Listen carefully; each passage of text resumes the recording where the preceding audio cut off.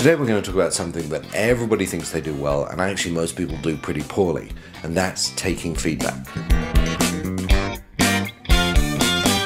Today we're going to explore what I mean by taking feedback, how you do and give good feedback, and what can go wrong when you mess it up. So let's start off by, what do we mean by taking feedback? Well, look, pretty obviously taking feedback is about listening to somebody talk about something that maybe you've said or done.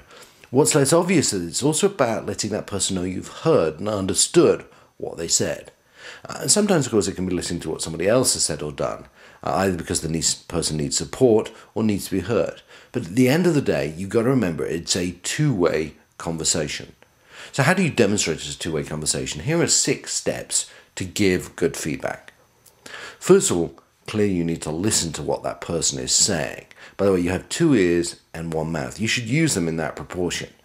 So, mouth is number 2, which is ask questions to make sure you understood their point. I mean, really dig in. 3rd level questions. What do you mean by that? Why? What do you mean by that? How did it make you feel? All those sorts of questions that really get to the point they're trying to make. And in the end of the day, if you repeat back the summary of those points to show that you've understood, you'll either show you got it or you didn't. Step 4 is you should ask them what the expectation they have of you giving this feedback. Are they venting, or do they really expect you to do something? Step 5 is you should then tell them what you're going to do, which may of course be different from what they want you to do, but you should be clear about it. And 6 is you should go back at some point later in time and tell them what you've done. So in this process, what can go wrong? Well, first of all, you clearly have to demonstrate that you not only heard but understood, and repeating back will really help that process.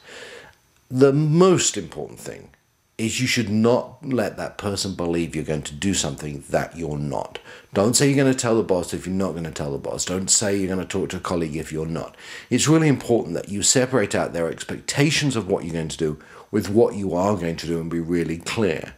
And again, you've got to come back later and tell them what you did. It's really important that you close the loop. Look, at the end of the day, the other party shouldn't be confused by what you're going to do with what you've heard, where you disagreed with them or you agreed. And at the end of the day, what your action is going to be. Remember, it's not only listening, but it's understanding and doing something about it.